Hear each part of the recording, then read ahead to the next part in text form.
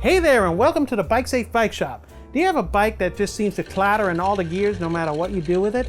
Well, if you have a Derailer drivetrain, I'll show you what you can do at home to fix it. Now, we're going to go over some various procedures here, which are fairly easy for the DIYer, but if for some reason you don't feel comfortable doing it, your local bike shop will be more than glad to help you out. So without further ado, let's get to it.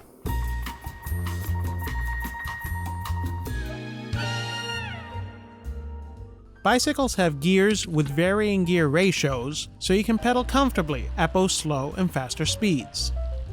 To make this happen, bicycles with rear derailleurs, that's this thing, physically move the chain left and right over progressively sized cogs in the back of the bike.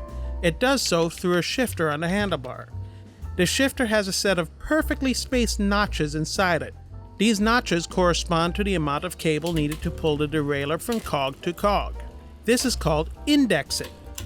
The cable has to be at perfect tension at all times, ensuring that the shifter pulls the exact amount of cable necessary. But cables can slip, they can stretch, they're not always installed just right, and sometimes a bit of adjustment is necessary.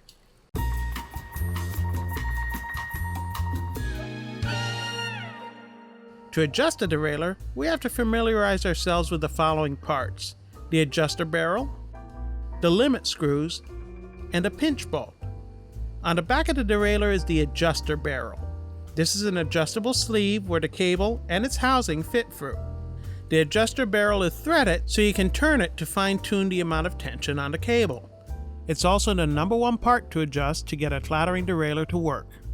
If the derailleur is slow to shift, try spinning the barrel counterclockwise. This tensions the cable and takes up slack. If the derailleur shifts too quickly, try turning the barrel clockwise to decrease cable tension. Keep adjusting a quarter of a turn until upshifts and downshifts are perfect. If this works for you, great! But on occasion, a simple adjustment just isn't enough.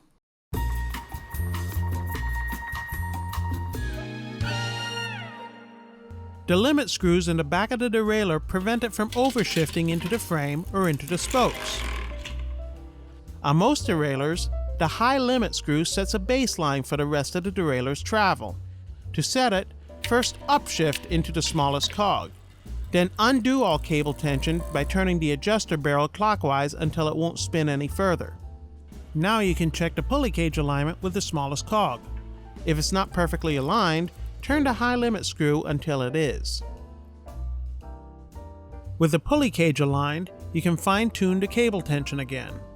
Once the derailleur is engaging properly, shift it all the way into the lowest gear and stop the rear wheel. Try pressing the derailleur inwards with your fingers. Does it move past the largest cog?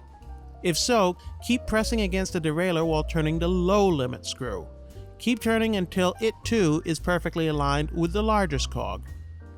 At this point, your derailleur should be shifting perfectly and no further adjustments will be necessary.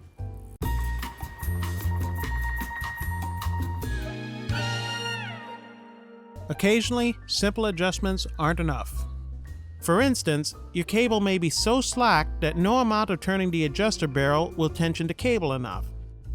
You'll have to release tension on the adjuster again, undo the pinch bolt under the derailleur, pull the cable to tighten it up, and re-cinch the cable to get the slack out of it.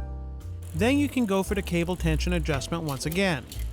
There are also some repairs, such as stuck cables, that require replacement parts and tools like this bicycle cable cutter.